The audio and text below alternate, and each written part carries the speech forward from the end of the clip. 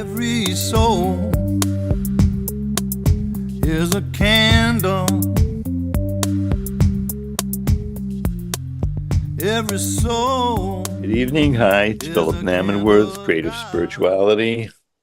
Welcome again. It's always nice to have this confluence of energies, all the different people who come or tune in later or listen later, all the energy from everybody who's completely different from everybody else adds to the whole package and sends a really good positive vibe out into this world that needs it more and more. There's no one who can say, well, it doesn't matter that what I do, because your presence, just your presence adds a chunk. Every person in the world is part of the cosmic puzzle, or else Hashem wouldn't have made us. When my teacher's book, he says, birth is God saying you matter. But it's so easy to go through life having negative experiences at home or not being brought up in a certain way where you feel like, what does it matter what I do and who I am, and lack of confidence and all kinds of things that come for everyone at every age. Somewhere in our life, most of us have experienced that or do experience it or compensate for it. And the Torah comes to tell you, if you find out who you are and learn to own it, you'll be able to use it for everything with all its strengths and even with all its weaknesses. In order to use something with its weaknesses, one has to be honest. One has to be able to say, this is a situation I realize that I have trouble in, get some help in it, or maybe not get any help in it, but just be aware that that's what the situation is. Because everybody, it's easy to find something to make yourself feel that there's something wrong. But the Torah comes to tell you that, first off, you're created in a divine image. So first off, there's something right. We get up in the morning and we say, thank you, Modeh, thank you for giving me back my soul. First of all, you have this thing called the soul. And this thing called the soul is connected to God above. And it's a vessel within this creation for receiving light from higher dimensions than this creation. And that means we could use them in this sphere that we're in. And since we're not like in any science fiction life, except our life does feel like science fiction with cell phones and satellites, everything you do can interact on a higher level. So someone says, well, I don't have time to deal with something spiritual because I'm working. Well, working is part of life. Life is part of living. Living is part of spirituality. Part of spirituality reminds us that there is a spark in you that enables you to change things in your life. Now, the premise of this class is not that there's something wrong that we're trying to fix. But on the other hand, every day something could be better. Even if you're good at something. If you're a home run hitter, you want to hit more home runs. If you're a painter, you want to make better paintings. If you live a certain way, you want to enjoy your life a certain way. And if you make some sort of small breakthrough, you want to expand on it in some way. And on the other hand, it says, who's the happy person? Someone who's happy with what they have at hand right now. So on the one hand, how do we learn to be okay with who we are and what we have now, and yet yearn for something greater? Sounds like contradictory almost. Well, the point is, once you're okay with where you are now, it doesn't mean that you want to be there tomorrow. It means that you have a place to stand and hold on to for a second so that you can move from that place. This is where I stand. Here's where I'm strong. Here's where I'm still having trouble. Here's where things are working out much better. I always like to look at my old notes of where I was at one time and just go, wow, I'm in such a different place. And yet the notes look like I wrote them yesterday. I feel like such a different person, but the notes, there was something in the notes which led me to say, well, how can that be? I learned something 30 years ago and I read it and it's like I read it yesterday, because it takes a long time for the process of inspiration and positivity to become part of us in like a really unconscious way almost. It can become part of you tomorrow just by being conscious of it, having to keep it in mind all the time. But in the end, you know that a batter in baseball, even, I think this is the way he has to work on his swing and think about it conscientiously when he's practicing, but not when the ball is coming at him in the game. You have to be able to know it and forget about it. So it's the same thing. You have to hope that something takes root so that when someone surprises you at work by being negative or something, you don't just respond the same way, or you stop the response and make it more like what you would prefer to happen, or you do something different. Because we all have this extraordinary ability. I use this same example all the time. If A plus B equals C, in other words, if my interaction with you, I'm A and you're B, or vice versa, and that gives us the same reaction. If I change what I do, the reaction will be different. It could be worse, unfortunately, but it's the result of things, and it's an acknowledgement of things.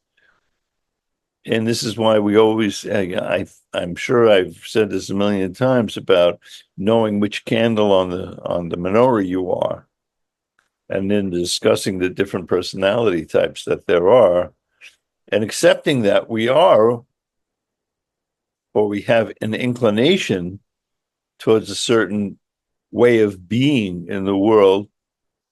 And it's easy to see people who don't have that inclination. You know, sometimes we'll say, well, I wish I were more like this person who doesn't react to everything, or who's able to be more active in these areas. And I don't seem to. Well, you know, we're here to inspire each other as well. Sometimes asking someone, how do you manage to do that? Or finding some way around it. Or some people just have like a strength where they can just do something. I think in the end, it would be really nice to be able to just say, I can do whatever I want to do, or else I could try it without getting in my own way as much as I usually do. And these things that we're talking now sound sort of like a, psych 101 or something, but every story in the Torah has an amazing depiction of the interaction of the spirit and the intellect and the emotions with reality, and with reaching one's full potential. Now, upon reading these things in the first time, it's very hard to notice them without some instruction, because they are not a book that was written by a human author.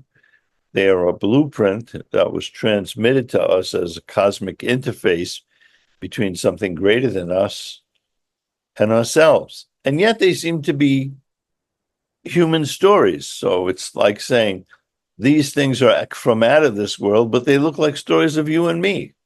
Jacob and his brother fighting all the time, stealing blessings, this one chasing that one, people going to war, brothers banding together, misunderstandings. It sounds all like regular life. It doesn't sound like some big spiritual document. I remember when I used to study a lot of Eastern things, and you just sit and meditate and go into all these places.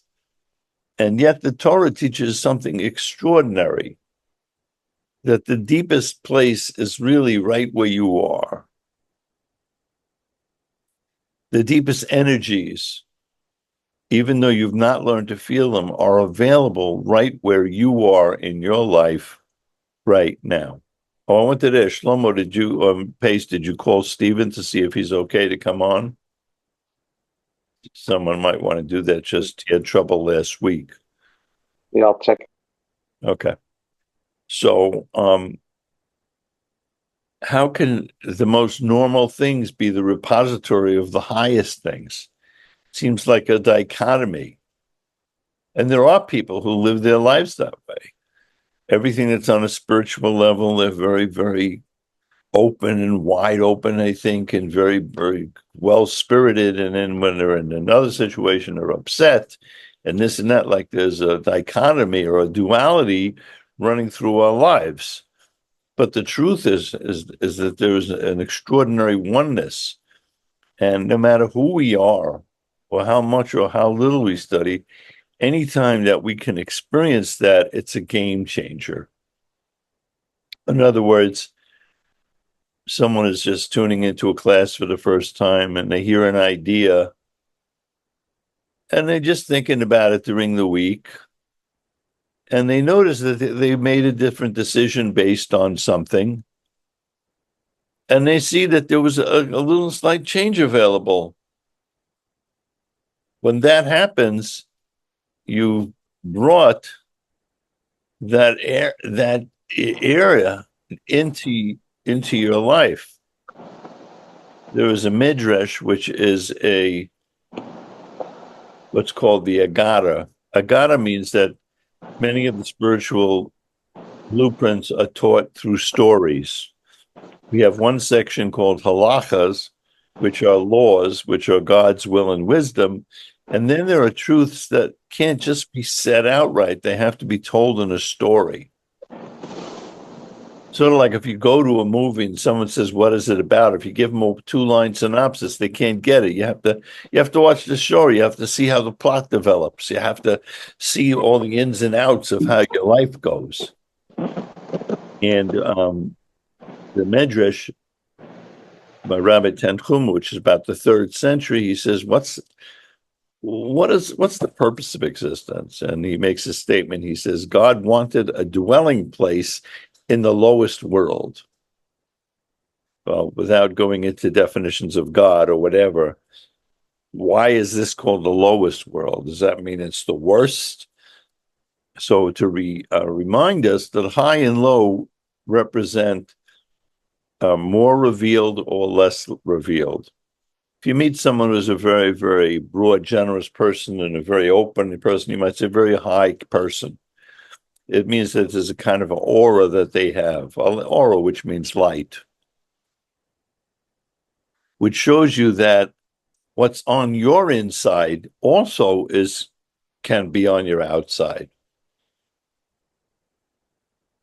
In English, the word for face is similar to the word facade. What's a facade? Remember the old cowboy movies where they would just build the front of the building and behind it was just sticks? That's a facade. What's behind it is not what's in front of it. The word for face in Hebrew, panim. Panim means panimius, means your inside. Means that your inside and your outside can match. They should. It means you're described. It's who you are is who you are.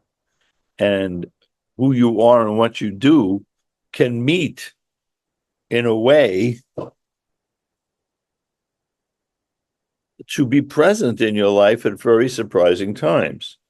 Some people say, yeah, I had a nice class, I feel good, or I went to daven, or I had a really great talk with a friend of mine and we studied. Well, that's all well and good, but what about the real things about where we're courteous to each other? Real things where we show that, people call people who study religious. I don't know who's religious. The Lubavitch Rebbe used to say, I don't know who's religious, and that's why it's such a shanda when you see someone who looks like they should know better. They all look very religious and they act in a negative way. Why? Because Some people use one thing to hide another. Now, that doesn't mean that just because you're going to do something and start something, you're going to be some kind of righteous saint tomorrow.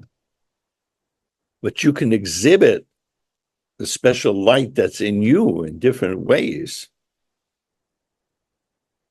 There are many people who grew up in those communities and don't have it. Of course, there are many who do.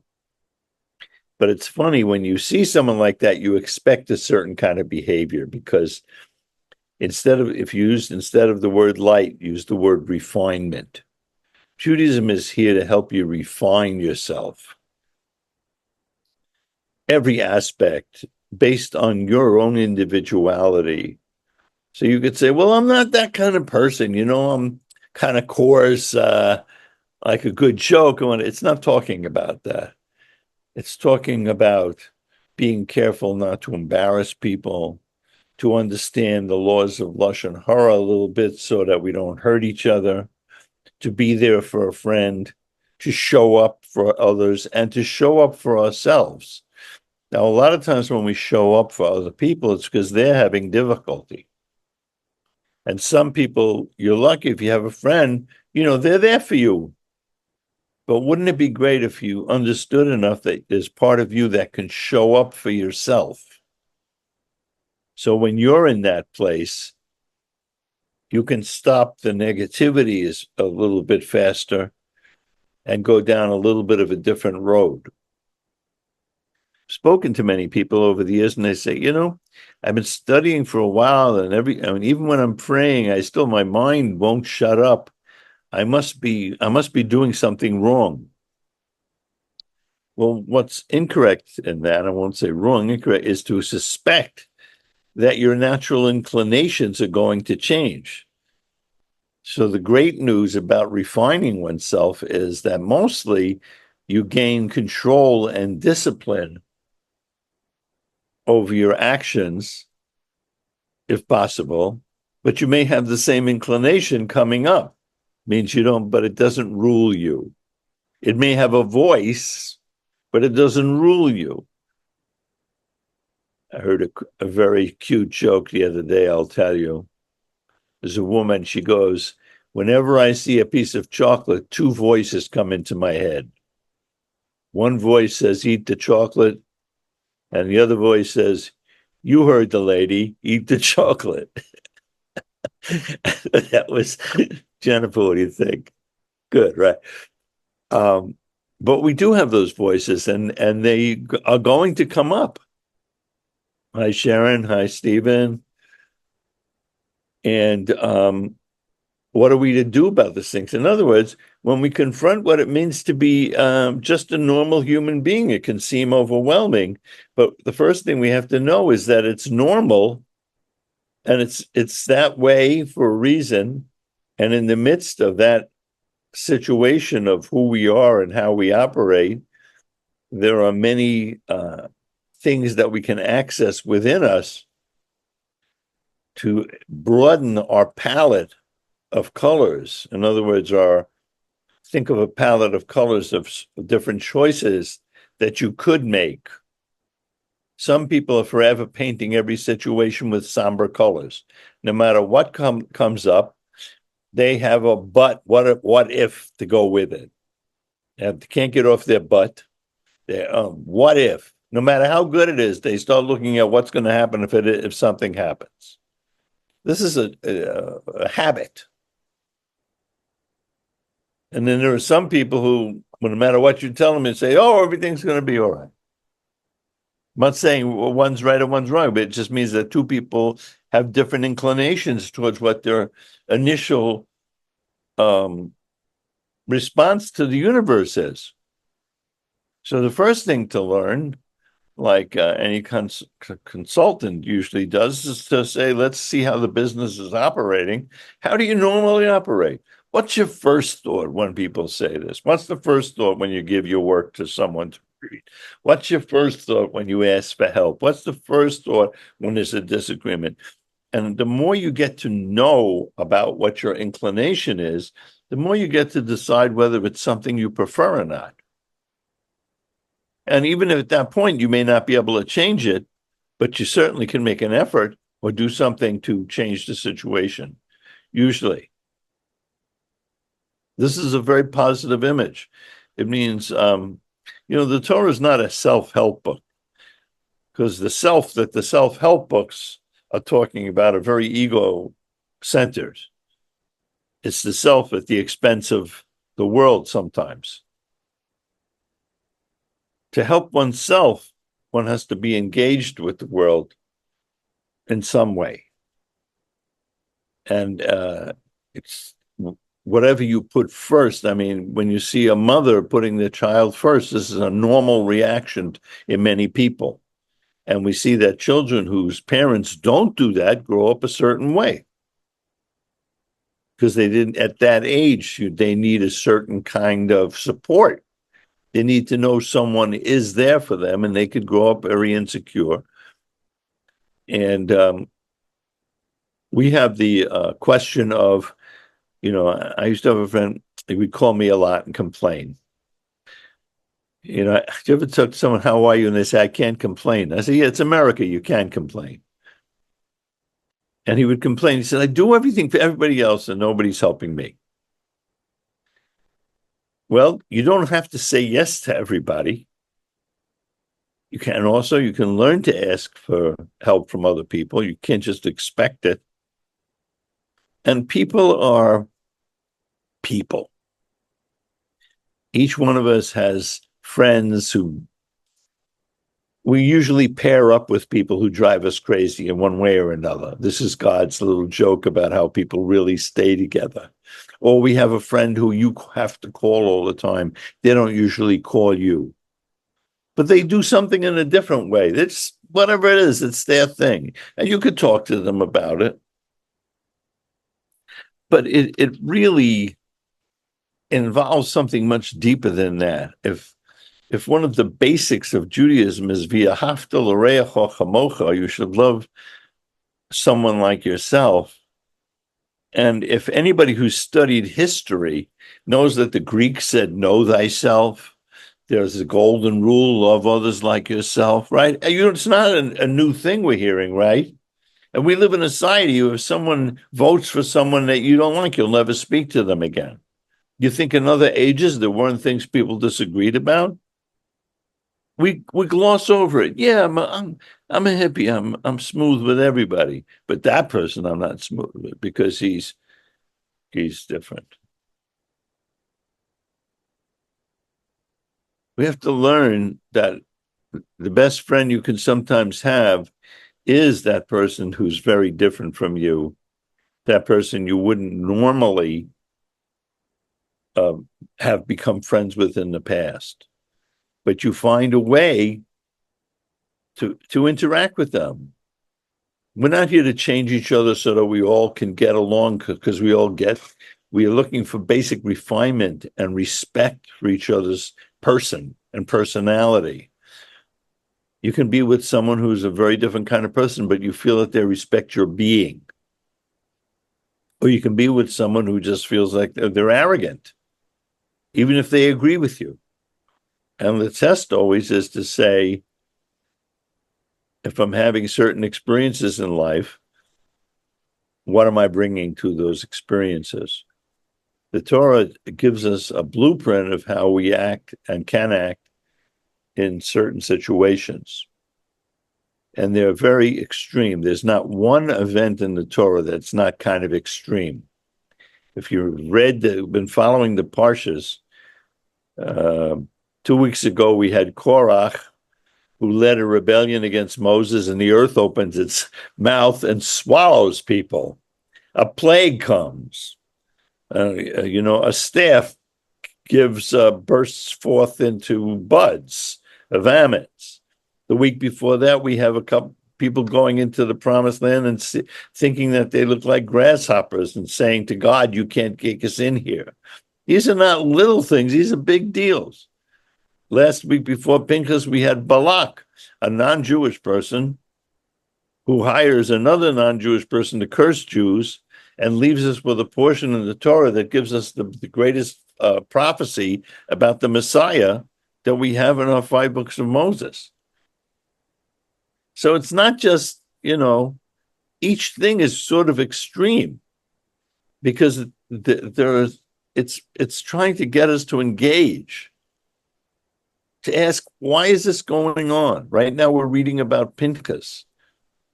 Pinchas, in last week's story, he sees the chief of the tribe of Shimon take a Midianite woman and who flaunts in Moses' face and everybody's face. He's going to have relationships with her. And he remembers a law about this and he acts on it. He's an activist.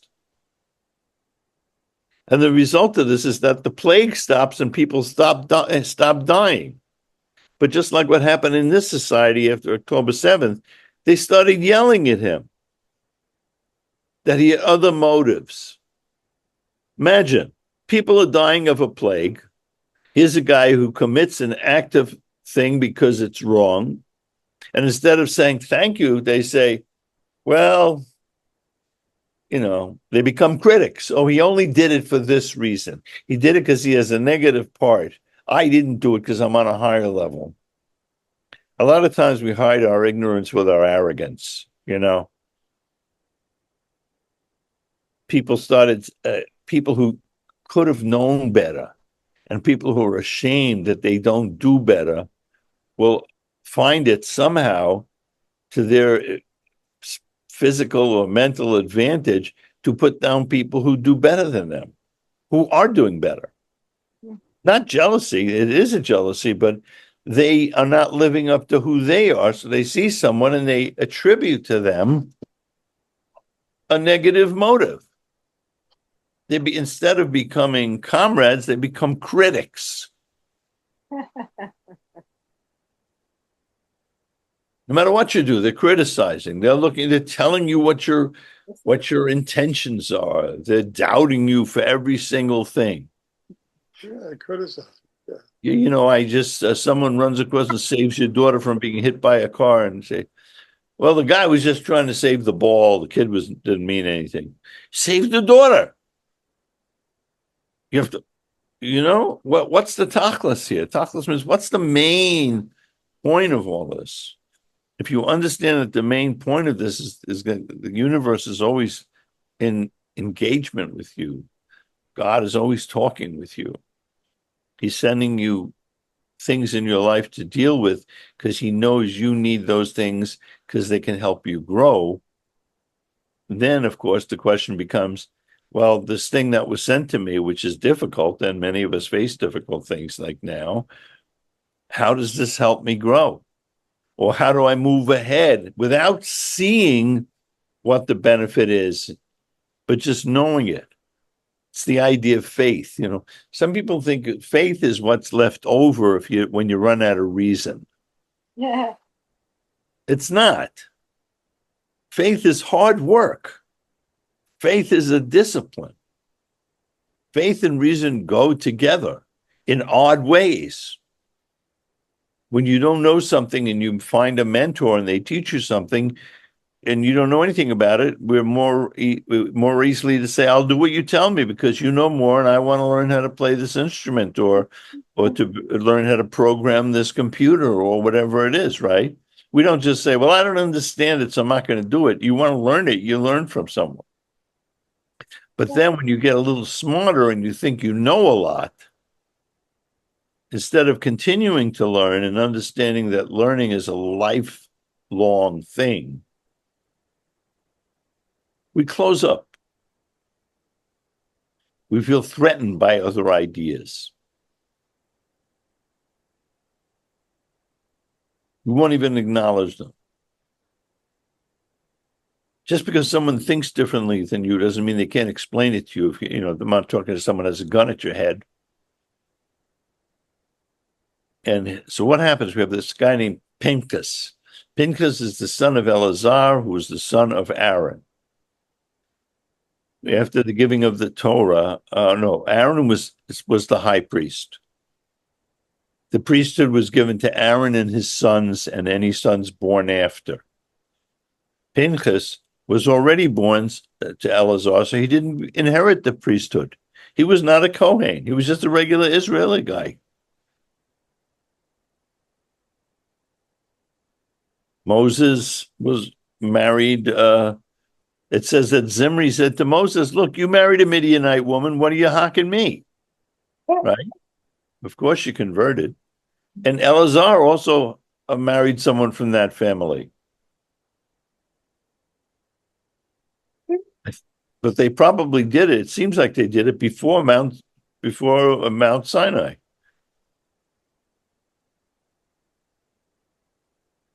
Because the question comes up, if Moses knew this law, why didn't he do it himself? Right? Jen, I'm sure you must have thought that. Why isn't Moses acting here? What is this guy doing? That's a Jennifer kind of question. Yeah. I know And I've got a Jennifer answer from the Midrash. Okay, good. Hashem wanted Pinchas to take action, so Moses forgot the law. He blanked. Okay, yes. Very and Pinchas came forward. Right. Because I did ask the question. That's the Midrashic answer, and this is a wonderful answer. And then there's another one. Moses was also married to someone who was originally not Jewish, so he couldn't really do it. He had something invested in it. So he wasn't a pure judge of the situation, right? So he sort of had to disqualify himself in a way. But then again, you could say Pinchas's mother was someone, how come he wasn't disqualified? He comes from a priestly family, but no, he wasn't even a priest. He was an activist. He was someone whose love of Hashem was so deep, and this thing was so horrible that he acted. And he didn't turn into a critic. He acted and put his own life in danger for the sake of heaven. Now, I don't know how we're going to do that, but it takes a lot to be a true activist for Yiddishkeit, to stop some people who you're used to gossiping with and saying, you got people, would you like to hear some other facts or not, or walk away, or to tell someone they're wrong and sort of be, now you're not in the group, now you're one of them. We have to be we have to not lose that thing that connects us so much to what right and wrong is, according to the way the world is made, which is the way the Torah tells us the world is made, and that we have a divine soul inside of us and an animal soul inside of us. And our job in life is to get the best part of us to rule over. And as we said before, it takes a lot of work, and you may not lose your inclination. Someone steps on your foot, you may feel like punching them in the nose. But whereas when you were younger, you might have punched them in the nose. This time we just go, ow, watch out. Or sometimes you won't even say anything. You'll say, I better watch where I put my feet. I don't know what it is, but you have more options. My own personal claim is that studying the Torah gives you many more options in life. So you feel much less stuck. And the times that you do feel stuck, you can recognize as times when you really need to get help from your friends. So the little stuck things we can often get out of by ourselves and move ahead. But as you move out of one place into another, you're going to be tested on a higher level. So you might say, well, I just got out of one situation, now I'm in another. As long as it's not the exact same situation, this is a healthy thing. Baal Shem Tov says, for every question there's an answer. For every answer, there's another question. But the question you ask after you get your answer should be on a higher level. I've sat at classes over the years where people just, no matter what the teacher or anybody says to them, but this, but that, they get an answer and they ask another question. And it's the same question in another form, because it's a very unhealthy type of skepticism. They're using questions as a backdoor, not to have to commit to anything or to listen. which is opposite of healthy skepticism. A healthy skepticism is let me examine the situation. Everybody says this person is that. Let me talk to them. Let me look it up myself. Let me see what I think it says. I was lucky enough for Rabbi Jacobson, my teacher, to tell me, he would always say, don't believe a word I say. And I say it to you, look it up. If you find something that contradicts it, let's discuss it. I try not to give you my own opinion. I give my own take on something. I'm not a rabbi who can make, judicial judgments, and I will make them. But I try not to put in opinions, trying to just channel and being a channel for something greater. And this is the opportunity open to everybody. Because no matter how smart your intellect is, no matter how great your talent is, and this is for all the people in the arts, it can only reach as high as you're able to go yourself. When one studies and becomes bittul on some level, you become a channel for something greater to influence your art and your intelligence that you can't get on your own. The only way to understand that is to have some experiments. I remember learning a few things from my teacher about from the Rebbe Rashav and Ayin Beis, Samek Vav, these mimers. And there was a statement or two that changed my entire way of looking at life. And it just changed everything. And it changed the way I practiced, and it changed the way I taught, and it changed the way I looked at the world, because his understanding was on such a greater level. Now, what if we can't change? Can we at least let in that, we're not talking about people who are trying to give us frightful dogmas. We're talking about people who say, here's a concept. Some people talk about thought, speech, and action, right? Speech seems like it's a limitation of thought because you can't write everything you think, right? A lot of people think that. But the point is, once you speak a thought, people hear it, and you can see that it actually applies in places you never thought, because now that you've said it, there's going to be feedback, and you can see it's either a broader concept, a deeper concept, a wider concept. But in your thought, it's only one thing. But we think that the thought is the ultimate. This is why it's so hard to write, because we're trying to get everything onto that page. But as we speak it and write it and get feedback from friends and talk to other people and hear ourselves say it, you can see that something you thought was so very little has application to every part of your life. There's in the morning we say Shlosh Esher Midos HaNedreshes. There are 13 rules for Rabbi Yishmael who told us to study the Torah. And one of them is the 8th rule, and it says some detail that is included in a larger category, okay? If it is signaled out to teach you something about that specific thing, whatever you learn about that specific thing also applies to the entire category. So if a person learns about themselves in one situation, it could very well be that nugget, that essence, applies to all the situations in your life. Am I doing that everywhere? I didn't realize it. I realized it here because it was causing me trouble, but, well, let me think about it. So the expansion of mind is just like how to use the mind, how to use the reasoning, how to allow something greater in, and how to sometimes float, sometimes just exist without understanding and move ahead with faith. As they say, the mind can take you to the edge of the diving board. It's only faith that can make you jump.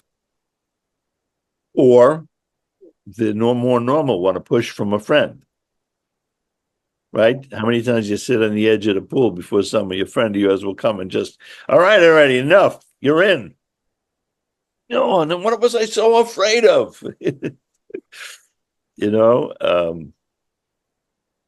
And that's what we can do for each other in life. And you don't have to look for it. Hashem will put you in situations where someone might just say something to you and they don't know that you've been studying, and you say something a little bit has a little wisdom in it, it could change the whole day. We don't have to be scholars. We just have to be more honest with ourselves a little bit and have a little bit of a greater understanding and make some effort. Because it really, even though people don't admit this, it takes a great effort to stay the same. It's like imploding. Your energy is turned in. And then there are people who will fight you tooth and nail not to change anything, right? Because their psychology tells them that they're being threatened. So they will use all their energy to fight against the forces. They're afraid if they let in anything, even including relationships, instead of saying, let me see what happens. I have strength. I'm not going to disappear. I have something no one else has in this world. I was put here to be an activist in my own life. When I see things going in my own life, in my family that no one else sees, I hope I'll have the strength to stand up and say, you have to stop that. Or we have to discuss that. Well, this is not good for us. I sometimes quote, sometimes in a relationship, someone says, I never saw that coming. And usually the fact is you did see it coming. And you hid it away. You took the signs, and instead of stopping them or questioning them, you just said, maybe it'll go away, until it just got worse. Right now, we're in a period called the 3 weeks between the 17th of Tammuz and the destruction of the temple on Tisha B'Av. This is a period that starts its darkness. One of the 5 things that happened on the 17th of Tammuz is Moses broke the tablets. Another thing is in the first temple, I think, the outer wall was breached. And we've spoken about this. That means that nobody in the city was really affected. The temple still stood. Everything went on, but there was a breach in their outer wall. And that was Hashem's way of saying, you're really messing up. Do tshuva. Do tshuva now. Go to the dentist before they have to yank the tooth. And of course, we refuse to do tshuva. And you know what happens in a physical way or a doctor's way? I'm using that analog, but in your life, if you don't take care of business, it's not going to get better by itself. You have to figure out something. If you don't know what to do is one thing, but to totally ignore it, to see things are not going good would be like living in your house and noticing that one of the columns that holds up the ceiling is starting to look a little funny. You say, I'll address it later and later until the ceiling falls. The Torah is telling us, no, the breaches in our life and even the sad parts of our life are there for our own benefit. And the 3 weeks that we're in now are a very interesting and useful time. We're considered the lowest points in the year for the Jewish calendar. We don't hold weddings. We're in mourning. We don't shave. Starting on the 1st of Av, people don't eat meat. Yeah. And because we're getting, there's many things that happen because they're symbols of the mourning of the destruction of the Holy Temple. What was the Holy Temple? You have to understand what it meant to have a Holy Temple, where the higher reality was available to you just by walking in there. That's why we still mourn it. It was from the upper worlds. It was a direct channel to God. And we still mourn that loss. But also, since we've discussed this often, that how the Jewish calendar is a roller coaster ride through our emotions and our emotional states and our intellectual states, there needs to be a time when we confront the losses in our life, the frustrations in our life, and the very difficult parts very seriously. Otherwise, you could have a slow something underneath everything doing that, a slow burn of depression. The Torah says, no, take these 3 weeks, discuss with yourself the things that didn't work out in your life. See if you can reassess them. The failures, the things you didn't accomplish, discuss them, make them part of your life, and then use them as a springboard to go to rebuilding your temple. Otherwise, they just lay there and accumulate. So it's very healthy on a physical level, on a spiritual level, on every level. It's very, very healthy. You don't have to drive yourself crazy thinking, get down there and go, oh, I'm so miserable. But we've all had difficulties. This is a time that we specifically concentrate on those things and look at them and mine them. We mine our agony. We mine our difficulties. We dig for oil. You know what it takes to get oil, right? You have to break through the surface, and then there's shale, and then they have to crack thousands of feet of rock to get to the oil, right? What about diamonds? You have to dig way in the mess of the earth to find the diamonds. Same thing with gold. And that's the same thing with the holy sparks, some holy sparks that are inside us. The holy sparks inside us were the sparks that fell at the beginning of creation. When it says the vessels broke, the holy vessels broke of the first creation. We'll discuss this at another time. We're talking a little Kabbalah now. And those sparks are embedded in the darkness in our life. And when you release them, you're releasing something that's stronger than a world that makes sense. Because the original sparks were chaotic and totally wild energy. A good artist, an on person, uses balance things in their life and is able to pull out that something extra from the world of tohu, where things are beyond chaos, an energy that you see with someone on stage, or someone's livelihood, or someone's enthusiasm, that they can get in touch with that. And this is the time for us to explore those areas in our life that have that had that effect, including the hostages, including the way anti-Semitism, and see what we could come up with from this, and see if we've depressed ourselves because of them, and then find a way out, or find someone else to talk to, or maybe we'll have a class about something if anybody wants to. We're open to suggestions.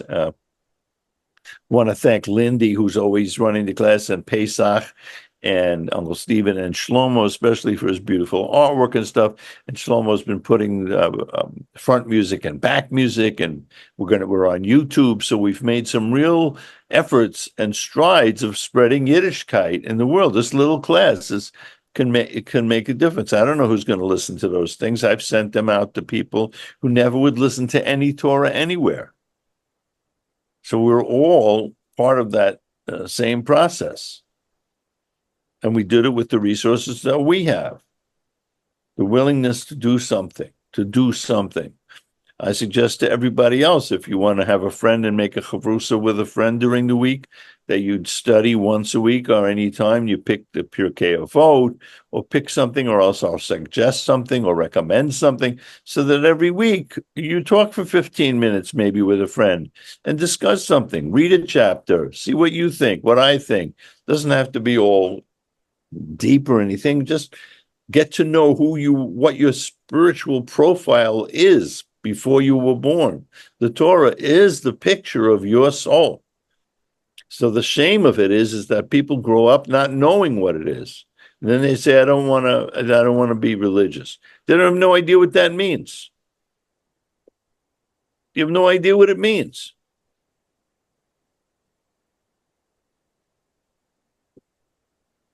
So I give everybody a bracha that we should transform the darkness into light. And as we said before, the purpose of creation, according to Rabbi Tanchuma, is to transform this world into a dwelling place for God.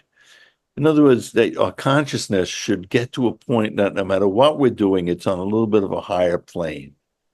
So we can see things optionally in many different ways, not just the way the world, the media, the newspapers, the Michigas tells you. That's not it.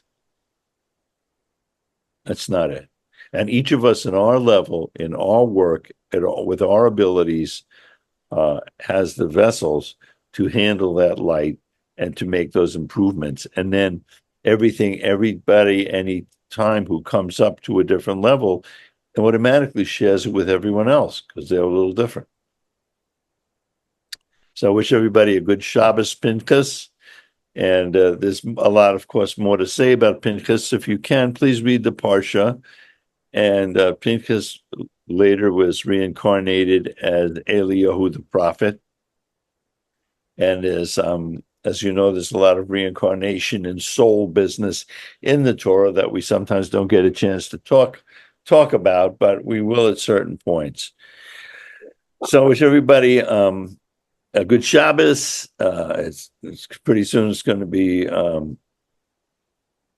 Rosh Chodesh Av, I think, next week, and to use the 3 weeks, which is limitations to grow and to focus our energies on things that may be a little unpleasant, so we don't have to do it for the whole year. And we'll see you again next week. This is Phillip Namanworth. Thank you for tuning in Creative Spirituality. And we are now have an email, thanks to Shlomo, creativespirituality@gmail.com. So if anybody has any questions or things, thank you, Lindy, for everything for so many years and continues with it. Without everybody in this class, we would not have the class. So I just thank everybody for all it gives me every week, and speak to you soon. Good night. Every soul is a candle. Every soul is a candle of God, sent down